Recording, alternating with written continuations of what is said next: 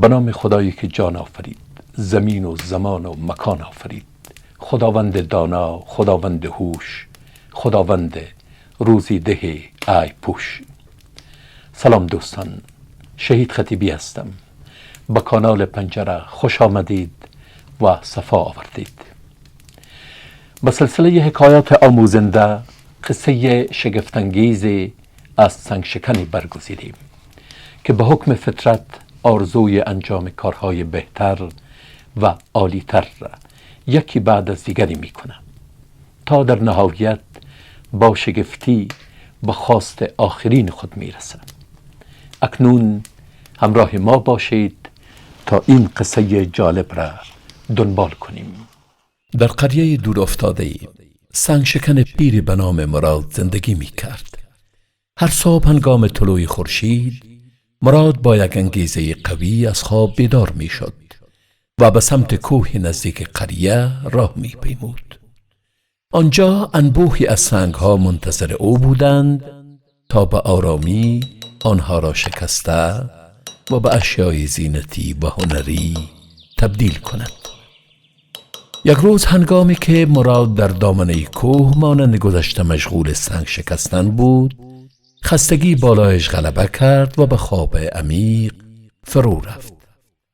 در حالی که خواب بر او مستولی بود، مراد با خود گفت: خدایا، از درگاهت چه کم می شود که اگر مرا پادشاه می ساختی تا از این رنج و مهنت نجات پیدا می کردم و زندگی خوش برای خود می داشتم.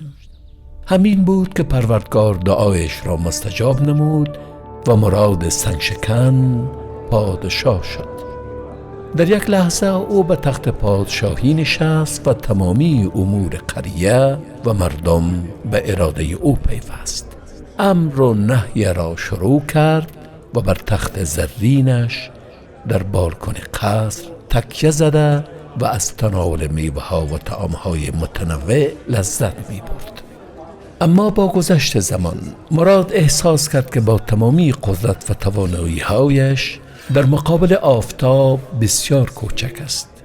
او به آسمان خیره شد و خواست که خودش آفتاب باشد تا به همه دنیا از نورش روشنایی و امید برسد.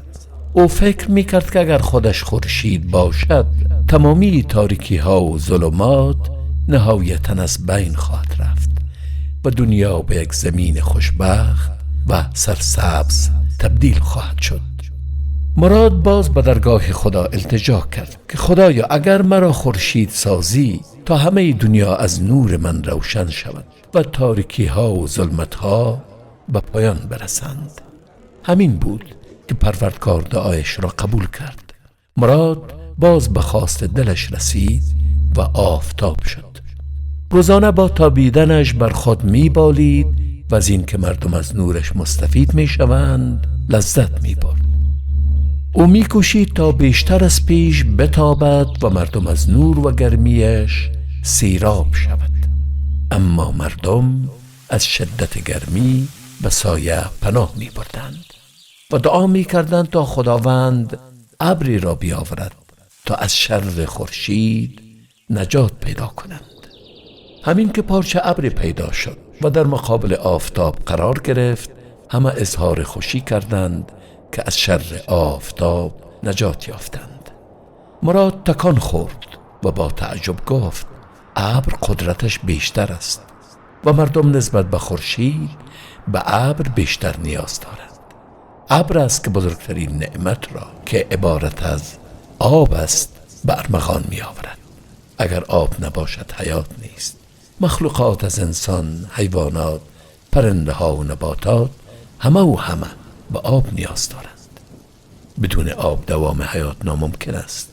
پس بار الها، کاش مرا ابر سازی تا در آسمان بیکران در حرکت باشم، مسیر خاص شرق و غرب چون خورشید نداشته باشم و با باران خوشگوار خوشی و خرسندی و سرسبزی و خرمی ایجاد کنم. پروردگار این بار هم دعایش را قبول کرد. در همان لحظه مراد به پاره از ابر تبدیل شد و با خوشی و خرسندی شروع به باریدن کرد. با بارش باران سبزه ها و گیاهان زنده می شدند و مردم از ابر مراد بهره‌مند می‌گردیدند. مراد در آسمان بیکران با باد شروع به بازی و مستی کرد.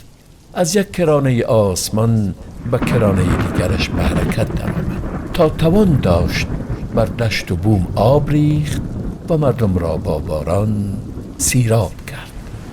شدت آب در رودخانه چنان زیاد شد که مردم مجبور شدند تا سنگها را از کوه آورده و در رودخانه اندازند تا مانع سیلاب شود. همه دست به دعا برداشتند و از خدا خواستند تا از شر این ابر نجات یابند. مراد احساس کرد که با تمامی قدرت ابر هنوز هم نمیتواند تمامی نیازها و مشکلات مردم را حل کند. او با دیدن کوهها و صخره‌ها متوجه شد که آنها نیز نقش مهمی در حیات زمین دارند. صخره‌ها مانع سیلاب می شوند و کوهها زمین را محکم نگه می دارند. مراد بار دیگر دعا کرد تا به یک صخره تبدیل شود تا همواره مانع سیلاب باشد. دعای مراد به گوش پروردگار رسید و خدا او را به صخره در دامنه کوه تبدیل کرد. این بار نیز مراد بر خود می‌بالید و از محکمی و سترگی سنگ یاد می‌کرد.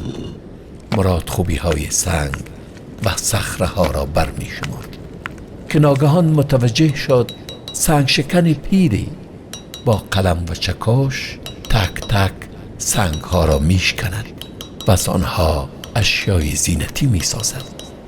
مراد تکان خورد و گفت که این پیر مرد چه خوشبخت است که صخره‌های قوی و محکم را شکسته و هر آنچه بخواهد از آنها می‌سازد. مراد بار دیگر از خدا خواست که از بارگاهت چه کم می‌شود که مرا سنگ شکن سازی تا همه کوه‌ها و سنگ‌ها را به سلیقه خود شکل دهم. پروردگار خواست مراد را این بار نیز مستجاب کرد. در همین لحظه دست مراد از زیر سرش لغزید و از خواب بیدار شد و دید که در واقع این سنگ شکنی پیشه است که خود برگزیده و آن را بر پادشاهی و هر مقام و مسند دیگری ترجیح داده است. مراد شکر خدا را به جا آورد و با رضایت و خرسندی بیشتر به خانه برگشت. دوستان گرامی، با عرض و احترام از توجه شما سپاسگزارم. امیدوارم که از این قصه لذت برده باشید. ما به دنبال پیشبرد همیشگی و بهبود مستمر هستیم. بنابراین بازخوردهای ارزشمندتان را با ما به اشتراک بگذارید. آرزوی موفقیت و خوشبختی را بر تک تک شما دوستان عزیزان دارم.